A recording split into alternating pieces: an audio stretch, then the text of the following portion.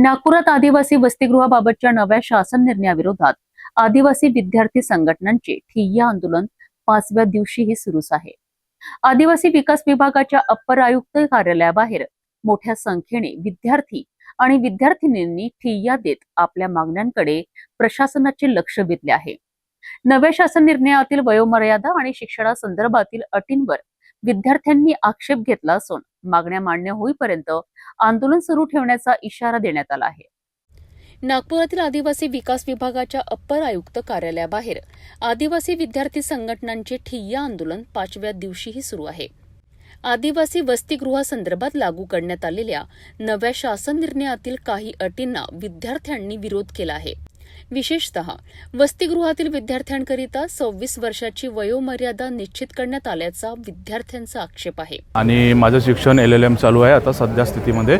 आणि आम्ही जो 5 ऑगस्ट 2026चा जो GR आहे, जो विषारी GR आहे महाराष्ट्र शासनातर्फे काढलेला आहे, त्या विरुद्ध आम्ही आदिवासी विद्यार्थी वसतिगृहामध्ये राहतात ते विद्यार्थी त्या GR विरुद्ध आम्ही विरोध म्हणून आदिवासी विभाग कार्यालय या ठिकाणी आंदोलन स्थळ बसवलेलं आहे। आणि शासनामार्फत जो 5 ऑगस्ट 2026चा GR आहे त्यामध्ये अनेक अशा त्रुटी आहेत। त्या त्रुट्यामध्ये एक असा बिंदू आहे तो म्हणजे की वयाची अट, जो आपण जर 26 वर्षाचे होऊ त्यानंतरच आपण 26 वर्षापर्यंतच तुम्ही वसतिगृहामध्ये लाभ घेऊ शकता, त्या व्यतिरिक्त तुम्ही लाभ घेणार नाही। पण 5 ऑगस्ट 2026चा GR आहे त्याच्यानंतर आमची कार्यालयाचे जे सचिव आहे, मुख्य सचिव आणि आपले आदिवासी मंत्री यांच्यासोबत आमची चर्चा झाली आणि त्यांनी आमची मागणी एवढीच आहे की जो सुधारित GR आलेला आहे 14 ऑगस्ट 2026ला तो पूर्णपणे रद्द करण्यात यावं, हीच आमची पूर्णपणे डिमांड आहे। आणि या मागणीचा आम्ही स्थायी आहे। आदिवासी मंत्री आहे यांना का पाऊल उचललं?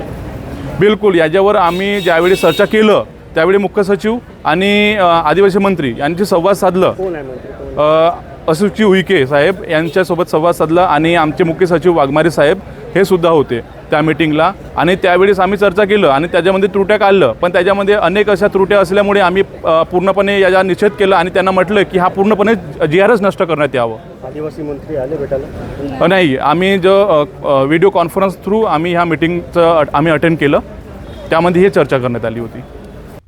26 वर्षापर्यंत अनेक विद्यार्थ्यांचे शिक्षण पूर्ण होत नाही।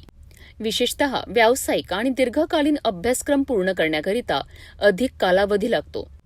त्यामुळे या वयोमर्यादामुळे विद्यार्थ्यांच्या शिक्षणावर परिणाम होण्याची शक्यता असल्याची विद्यार्थी संघटनांचे म्हणणे आहे। माझं नाव आहे आयशा गोपीचंद उईके आणि मी D.Ed सेकंड इयरला आहे आता। सर बघा, आमची एकच मागणी आहे की तुम्ही हा GRच का ठेवलाय? तुम्ही 5 ऑगस्टला जो GR मध्ये काढलं त्यामध्ये 26 एज केलं, ठीक आहे, आणि 14 ऑगस्टला जो GR निघाला आहे त्यामध्ये 30 एज केलं। मग हे 30 एज का? शिक्षणासाठी एज लिमिट राहते का? डॉक्टर बाबासाहेब आंबेडकर एवढे PhD केले, AA केले, त्यांच्या शिक्षणासाठी एज होती का? शिक्षणासाठी एज राहणंच नाही पाहिजे ना। तुम्ही जर लाडक्या बहिणीसाठी 335 कोटी 70 लाख हा आदिवासी डिपार्टमेंटमधून तुम्ही त्यांना निधीतून पैसा देऊ शकता, मग आमच्या आदिवासी पोरांना जर एज लिमिट ठेवलं म्हणजे त्यांच्या शिक्षणासाठी पैसा नाही आहे का? ह्या सरकारला दिसत नाही का की आमच्या मुली आणि मुलं इथं 5 दिवस झाले, आजचा 5वा दिवस सुरू आहे, इथं आंदोलन करत, त्यांना आमची परिस्थिती नाही दिसत आहे का?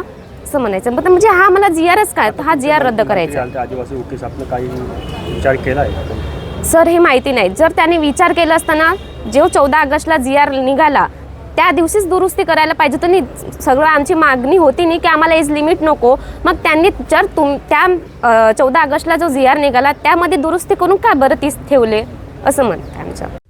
तसेच क्रमवार पद्धतीनेच शिक्षण घेण्याची अट आणि इतर नियमांमुळे विद्यार्थ्यांना विविध शैक्षणिक संधीचा लाभ घेण्यात अडचणी निर्माण होत असल्याचा दावा आंदोलनकर्त्यांनी केला आहे।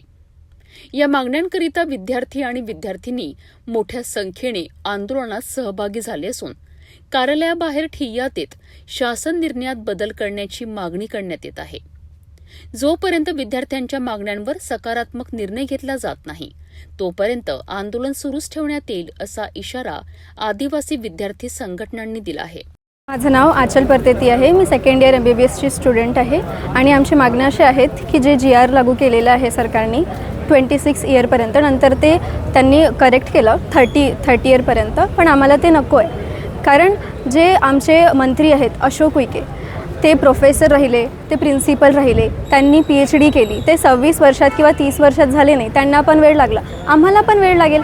तर मग आम्हाला पण तो टाईम द्या. आणि आमचे जे मंत्री आहे ते आतापर्यंत आम्हाला भेटायला आले नाही. ते GMCमध्ये येऊ शकतात. ज्या गडचिरोलीच्या ज्या मुली आहेत ज्यांना सापने चावलं होतं, तर ते GMCमध्ये जाऊन त्यांना भेटू शकतात. तर आम्हाला पण इथे भेटायला ते येऊ शकतात. ते आणखी इथे तिथे जात आहेत भेटायला स्टुडंट्सला. आम्ही पण त्यांचे स्टुडंट्स आहोत. ते प्रिन्सिपल राहून आहेत, त्यांना माहिती आहे स्टुडंट्स काऊन नाही येतं भेटायला, काय कारण? ते त्यांचे जेही कारण असतील. आम्हाला आता कळलेलं आहे की एज्युकेशन इज द वेपन. ठीक आहे, स्टुडंट्सला हे समजलं आहे एज्युकेशन इज द पॉवर. आणि तेच त्यांना आता समजत आहे की स्टुडंट्स आता शिकण्यासाठी भांडत आहे, तर त्यांना यायला पाहिजे. आम्ही शिकू नाही का, आमचा अधिकार आहे शिकण्याचं. मग ते त्यांना यायला पाहिजे, भेटायला पाहिजे, आमच्याशी बोलायला पाहिजे, आमचे काय प्रॉब्लेम्स आहेत ते ऐकायला पाहिजे. आमच्यासाठी ते स्वतः प्रॉब्लेम्स क्रिएट करत आहे, जे की त्यांचं काम आहे आमचे प्रॉब्लेम्स सॉल्व्ह करणं. आमच्यासाठी स्वतः ते ऑब्स्टॅकल क्रिएट करत आहे. आम्ही काय करायचं मग? आदिवासी विद्यार्थ्यांच्या शिक्षणाशी संबंधित मागण्यांवर शासन आणि प्रशासन काय निर्णय घेणार याकडे आता विद्यार्थी आणि पालकांचे लक्ष लागले आहे. नव्या शासन निर्णयातील अटींमध्ये बदल करण्याच्या मागणीकरिता सुरू असलेले हे आंदोलन पुढे काय वळण घेते हे पाहणे महत्त्वाचे ठरणार आहे.